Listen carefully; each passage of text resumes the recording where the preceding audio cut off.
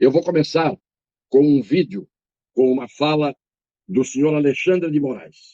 É como se contestar um resultado democraticamente divulgado com movimentos ilícitos, com movimentos antidemocráticos, com movimentos criminosos que serão combatidos e os responsáveis apurados e responsabilizados sob a pena da lei. A democracia venceu novamente no Brasil e quero parabenizar o Tribunal Superior Eleitoral, os tribunais regionais eleitorais, todos os juízes eleitorais, os membros do Ministério Público Eleitoral e, mais do que isso, parabenizar a sociedade, as eleitoras, os eleitores, que em sua maioria massacrante são democratas, acreditam na democracia, acreditam no Estado de Direito, compareceram, votaram em seus candidatos e aceitaram democraticamente o resultado das eleições. Aqueles que criminosamente não estão aceitando, aqueles que criminosamente estão praticando atos antidemocráticos serão tratados como criminosos. Senhor Alexandre de Moraes, eu já disse há muito tempo que a minha paciência está esgotada. O senhor está ameaçando pessoalmente cada brasileiro que manifesta o seu pensamento, que manifesta a sua consciência e que se manifesta de forma absolutamente pacífica, conforme suas convicções. O senhor está coagindo, o senhor está ameaçando, o senhor está constrangendo essas pessoas. Mas eu vou repetir essa frase que eu acabei de ouvir novamente. Frase sua, aqueles que criminosamente não estão aceitando, aqueles que criminosamente estão praticando atos antidemocráticos, serão tratados como criminosos. Então o senhor olhe para o espelho, porque criminosamente o senhor vem agindo há muito tempo. Não estão aceitando, eu posso não aceitar o que eu quiser e não pratico crime. Uma grande parte do povo brasileiro, milhões de pessoas, podem não aceitar o que quiserem, sem praticar crime. O senhor diz aqueles que criminosamente estão praticando atos antidemocráticos. Onde está a definição de atos democráticos? Na sua mente, na sua cabeça? É o senhor que define? É o senhor que decide o que são atos antidemocráticos? Eu posso, pessoalmente, achar que o senhor praticou inúmeros atos antidemocráticos. Eu posso achar que o senhor praticou inúmeros atos inconstitucionais. Não é o senhor que vai dizer o que eu tenho que aceitar e que os massacrantes brasileiros que foram às urnas têm que aceitar ou deixar de aceitar. Onde estão os crimes? Quais foram os crimes que foram praticados? Aqueles que criminosamente estão praticando atos antidemocráticos serão tratados como criminosos. Tratados por quem? Quem os tratará como criminosos? Quem definirá quais os crimes que estão sendo cometidos por aqueles que se manifestam, por aqueles que se reúnem, por aqueles que protestam pacificamente?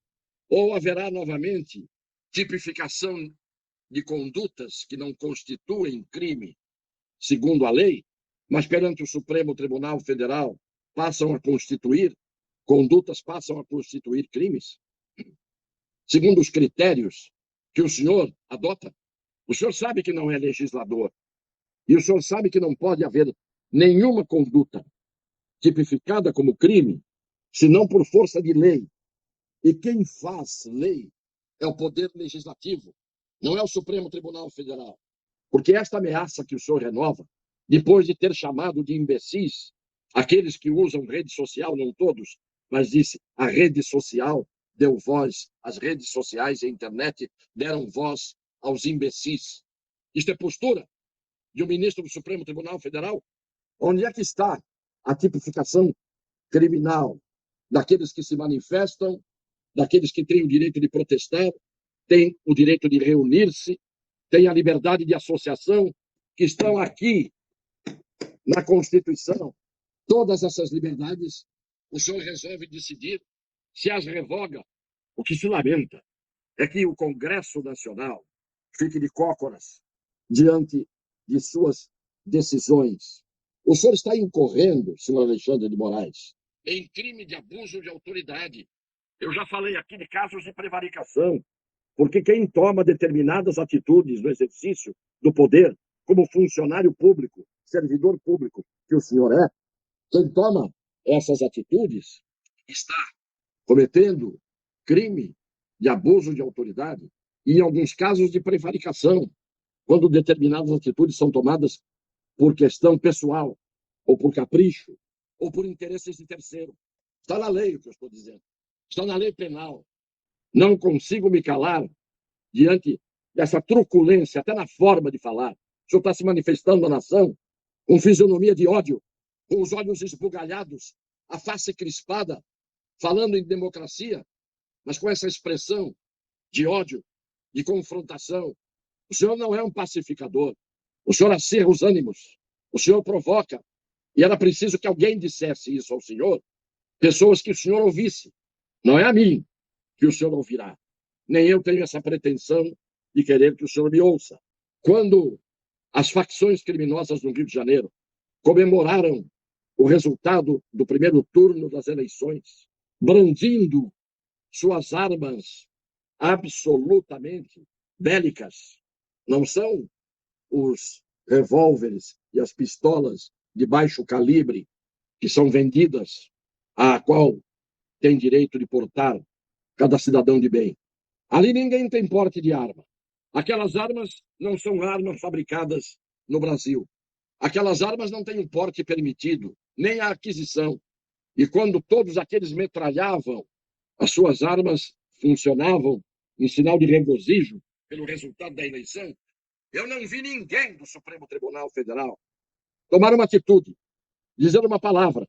Agora, a multidão que foi do norte ao sul do Brasil, do nordeste ao centro-oeste, que foi às ruas de forma pacífica, manifestar-se, manifestar seu inconformismo, manifestar o que quer que seja garantida essa multidão pela Constituição e pelas leis, o senhor vem fazer ameaças.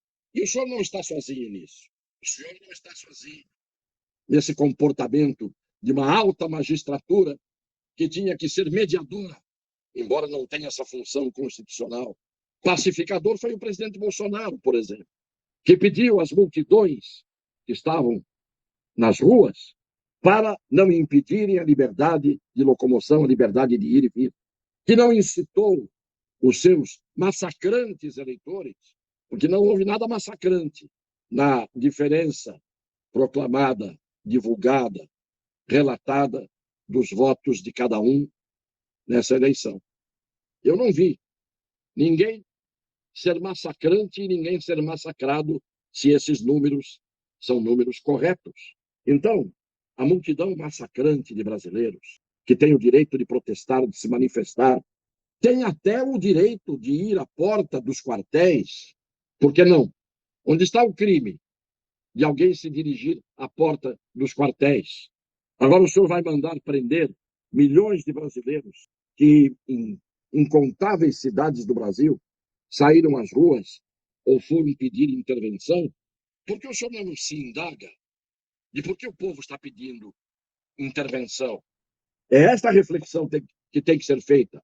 Ao longo de pelo menos um ano para cá, houve muito motivo pelo descumprimento da Constituição e das leis para deixar o povo achando que a justiça, segundo uma grande parte, massacrante parte do povo, deveria vir dos tribunais. Há hoje, no seu pronunciamento, um constrangimento imposto ao povo brasileiro. Um constrangimento. O que é o constrangimento ilegal? Está na lei penal. O que é a ameaça? Está prevista na lei penal. Por eventos já ocorridos, todo mundo hoje tem medo no Brasil de ser preso por decisão de meia dúzia de detentores do poder absoluto, que não é dado a ninguém pela Constituição. Mas, por enquanto, eu digo parabéns, presidente Jair Bolsonaro, que pediu aos seus seguidores que desobstruam a passagem daqueles que têm que ter preservado o seu direito constitucional de ir e vir. Parabéns. Parabéns àqueles que, se manifestando, acabaram abrindo espaço para que liberdade de ir e vir, de reclamação constitucional, liberdade, ocorresse. É mais do que suficiente o que eu disse aqui. E não se trata de um desabafo e de uma manifestação de um indignado.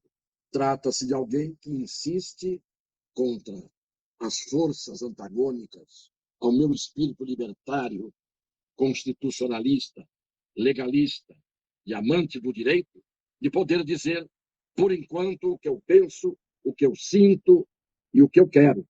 E o que eu penso, sinto e quero está tudo dentro desta Constituição.